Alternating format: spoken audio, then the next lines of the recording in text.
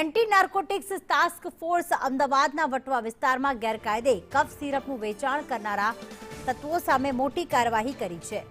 Anti narcotics task force વટવાના શહેરી ગરીબ આવાસ યોજનામાં દરોડા પાડીને 1.24 લાખથી વધુનો કોડીનયુક્ત કેડીફોસ-ટી કફ સિરપનો જથ્થો ઝડપી પાડવામાં આવ્યો છે. સાથે જ મોહમ્મદ સારિક, મોહમ્મદ હુસેન શેખ નામના શખ્સની ધરપકડ કરવામાં આવી છે.